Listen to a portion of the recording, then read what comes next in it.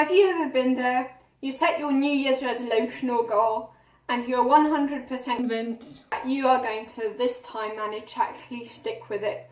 You feel unstoppable, you feel invincible, you feel as if you could take on the world. Until you face your first setback. All of a sudden you forget all the days, all the weeks, all the months, maybe even years of you sticking to what you said you were going to do. And you just see this one single day where you failed.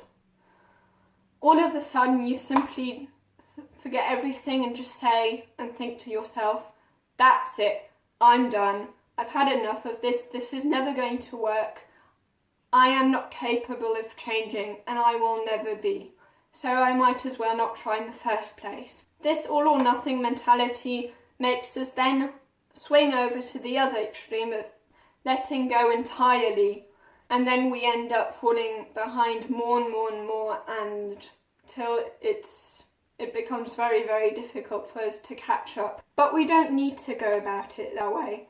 Instead of this all or nothing mentality or this fixed mindset, we can just simply say to ourselves, okay, this was one day off track, doesn't mean that I've failed entirely, that I'm never going to achieve my goal, it just simply means that this time I didn't manage. Your history doesn't define your destiny. As Brent Slice said, your past doesn't determine the meaning of your present, but your present determines the meaning of your past. However, before we move on and get back on track, we need to let go of the past, of all the self-blame, of all these thoughts of how could I have done it better in that situation, or the things that you should have done, or the things that you could have done. You need to forget that. However, at the same time, you also have to think, how can I make sure that I don't make this mistake again in future? So the difference between the two, because they might seem very similar, is that you can't change anything about your past and thinking of what you should have done in that exact situation, and it's not going to happen in exactly that same scenario again. And you can't change anything about that, so there's no point thinking about that. However, you have to think of how you would react in a similar situation in future, which won't be exactly the same as it was in the past. Simply focusing on trying to control your past is nothing but wasted energy. Stop being a prisoner of your past. It's simply a lesson and it's not a life sentence. As Henry Ford says, failure is simply an opportunity to start again, just simply this time more intelligently. Of course you're going to feel disappointed.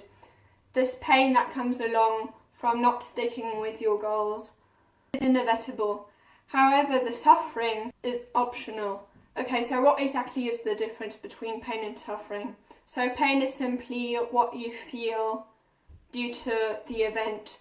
Suffering, however, is when you dwell on the pain, and in order to maybe even simply numb the pain, you end up engaging in self-destructive behaviour, for example rumination or turning to comfort food. And then you will actually feel very, very bad and much worse than you probably would.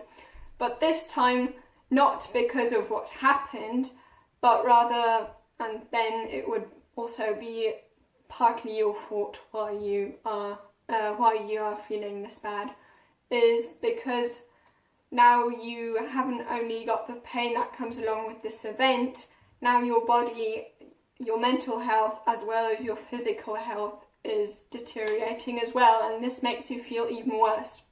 When you are confronted with a negative event, there are two ways to respond, either the athlete recovery or the hangover recovery. So the hangover recovery is what I more or less described before, so when you simply engage in all the short time pleasure kind of things to simply numb your pain down in the moment, which then in the end results in even more pain, just simply kind of pushing the pain away in the moment, but then it increases more and more over time until it becomes more or less unbearable.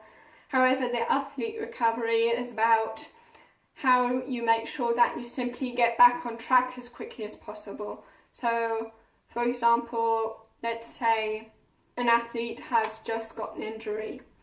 What that athlete, if he's a good athlete, will do in this case is just simply try and train his body as much as possible. So he'll simply train the body part that has been injured, of course, but he will then train the other body parts as much as he can, and also try to eat as healthily as possible so that he can recover very, very quickly.